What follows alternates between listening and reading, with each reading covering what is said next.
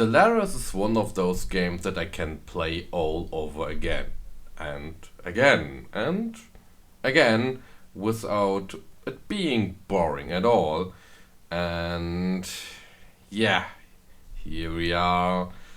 And at this point, hello and welcome, travelers through the universe, to another favorite game of mine. The little series we have here where I practice to do some English, which is very terrible, but I guess it will be fine. So, yeah, this time Stellaris, and if I need to give an answer, which of all those games and maybe the one in the future, which game is my all-time favorite? I would say right now, even after 8 years, it's this game. But what is Stellaris actually? It's a 4X game, so it's a strategy game with expansion, exploring, exterminate, and the last one is lost in recording. So we will play a little bit, so it's not just too boring, just me fooling around with bad pronunciation and bad English. So in Stellaris we play freshly how to say it? A freshly new in space species, and that sentence was actually very, very poorly executed at my part. So we are a species that managed to do a little bit space faring with I guess what's the best starting point for here? I would say it's traveling with a speed faster than light. I guess you can point it out that way. So we are fresh in the universe, and the universe is actually pretty big, and we can create a species that we will use. Most of the time I have 3 to 8 different species I would normally pick from, mostly plants or lithoids, that little fella right here, or machines. My English is very, very bad, but also the point, I have no idea how to say it in English.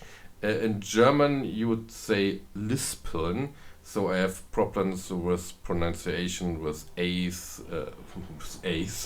with S sounds, and in German sh sounds, so that always is a problem. So I don't like to use that words because I don't know, it's always a little bit awkward.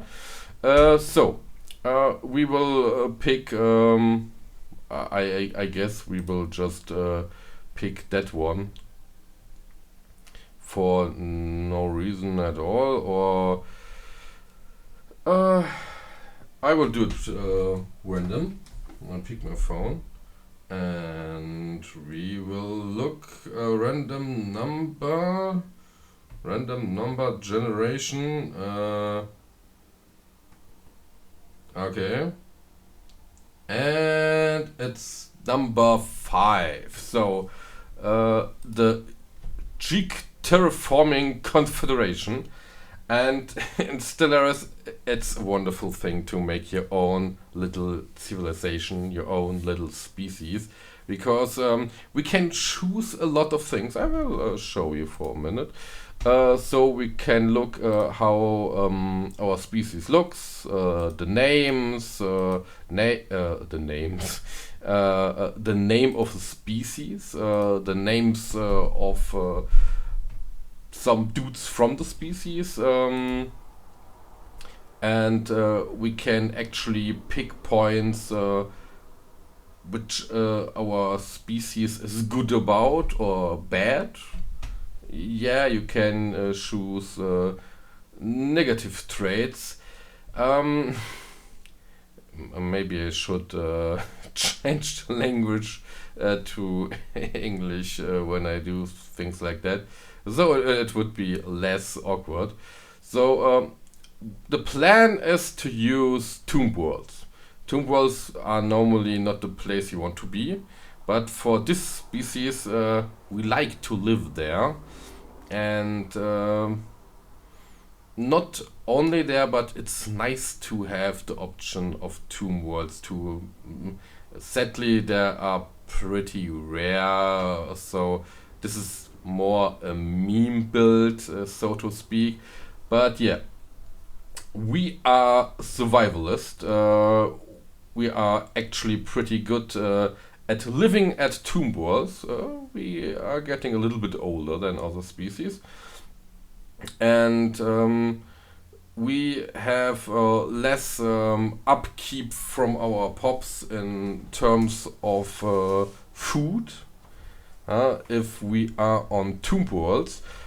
Also, we are an invasive species. We get bony with all negative traits we have, so it's a nice thing. We can choose which planet we normally live at. I mean, in this case, it's tomb worlds, architecture, and also an origin. In this case, post-apocalyptic. So our home world is again a tomb world. We get the survivalist trait, and yeah, that's basically it at this point. We have government and ethics. We are egalitarian, so we are very good with specialist, and we are metrolist. Why are we metrolist, do you ask? Maybe you have no idea what I'm talking about, which is mostly the case. We like to do a little bit terraforming the other way around. We have a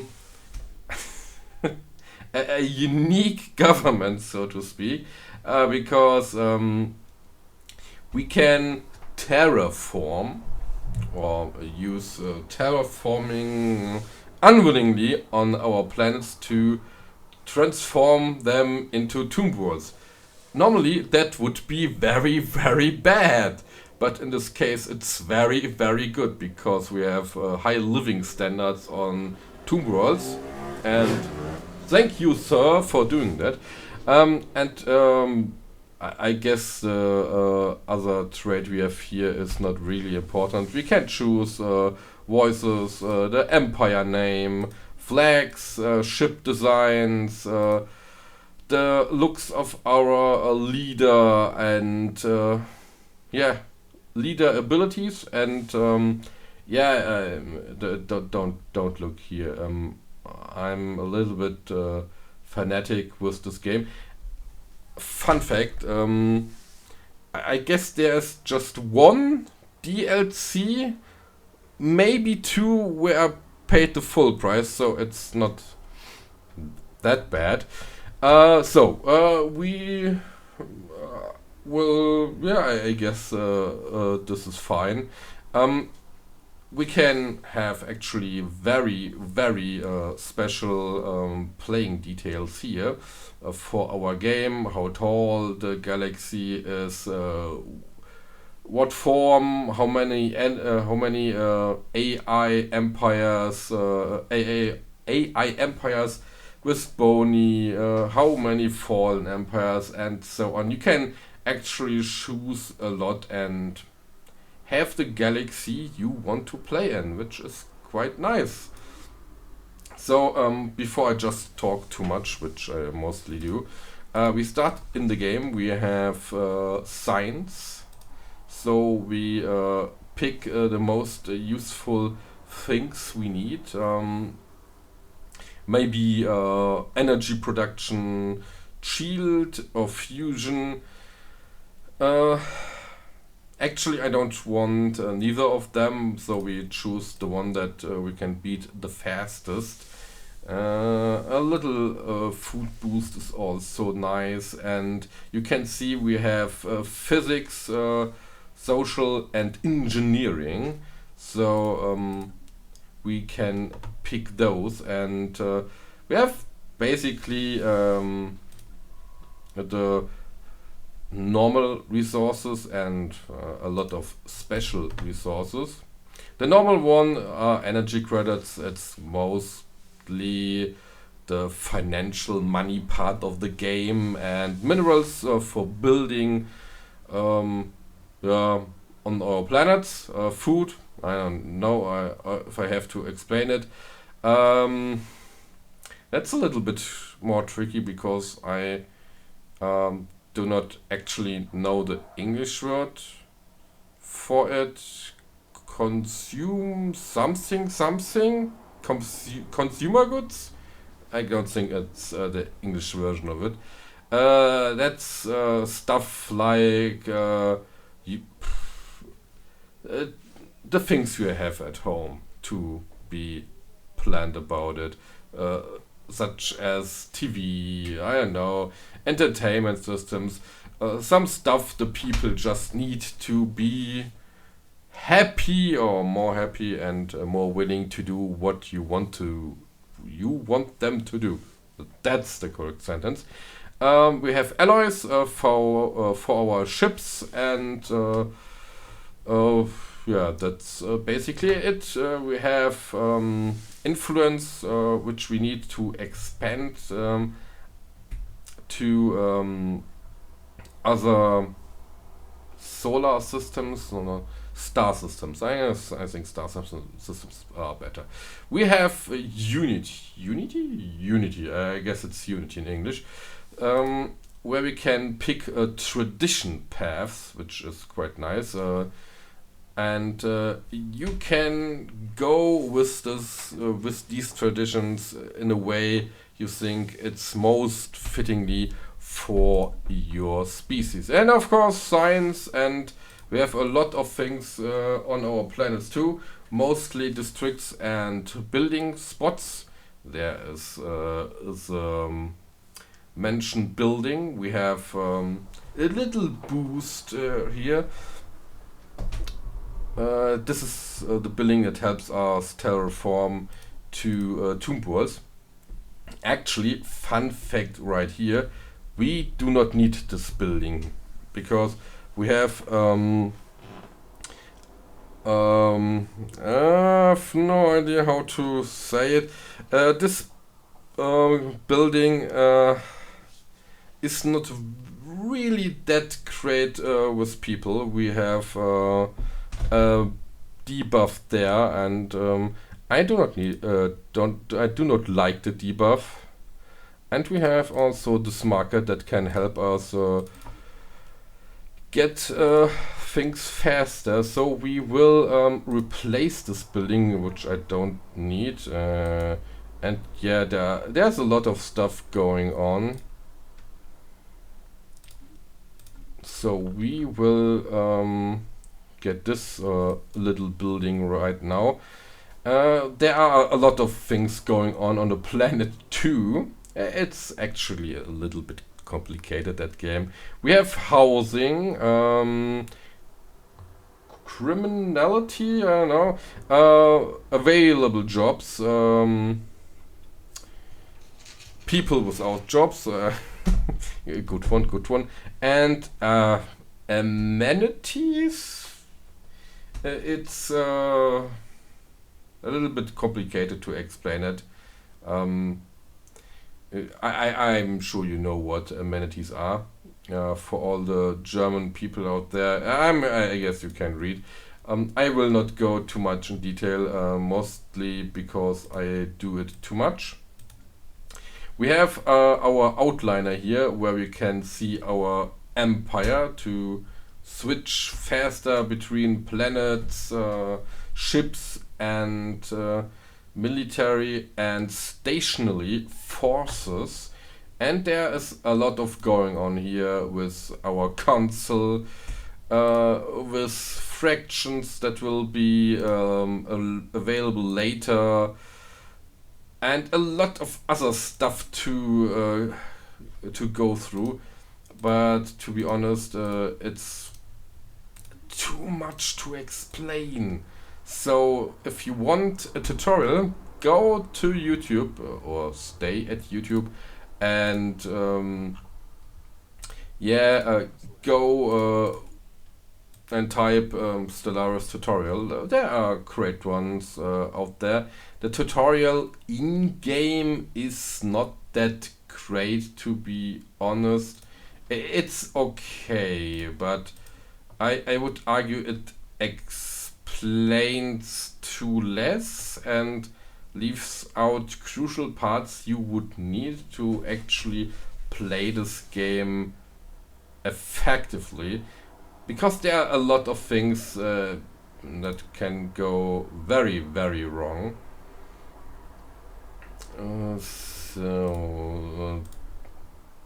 We can recruit leaders, the one we most likely want to choose.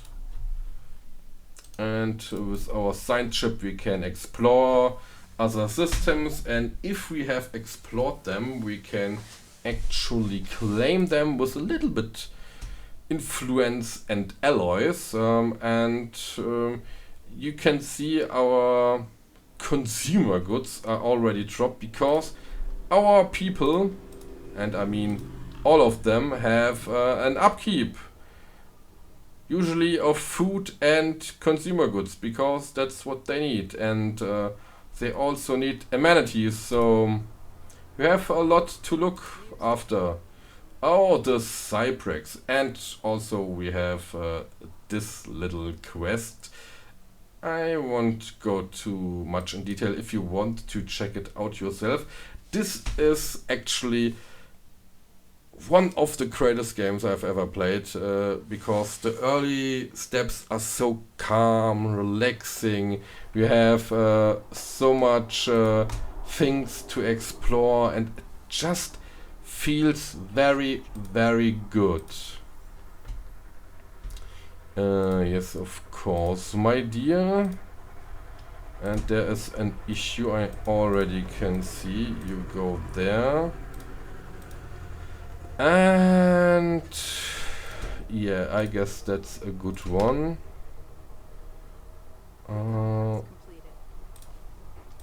On plants you have blockers, which you can remove, that are mostly old buildings or some fauna or flora that is difficult for your people. What to do? I guess I will go with that because that's a nice boost. And yeah, there's a lot of going on right now, and to explain everything I would need to make a video that's 1 or 2 hour long, and there are people out there that are more qualified to explain to you why this is such an amazing game. And that game has 2 major issues that is a little bummer here, and I will tell you about it. First thing is the late game is a bit iffy, and sometimes if you are not that experienced and don't know how what you want to do,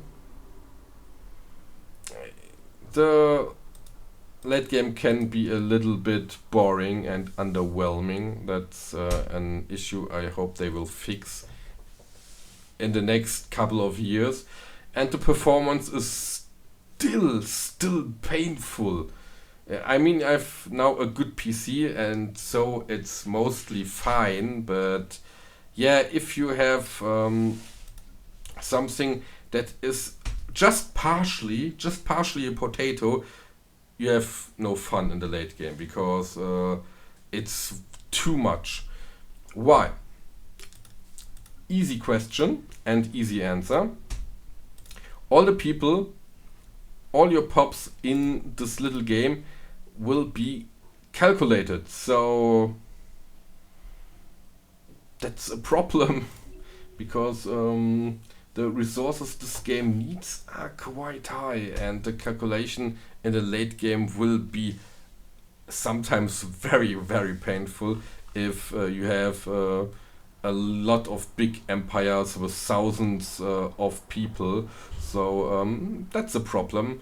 And maybe there's a third point, because this game is complex, and so it's not for everyone, and actually you need to concentrate what you are doing, which I mostly do not do right now, because I just explained a little bit, and watching my cat getting angry with me. So I guess it's time to close this wonderful game, and again in 2 weeks we will talk most likely about another game, but there are not many games left I really like till this day, and where I would say it's one of my favorite games of all time.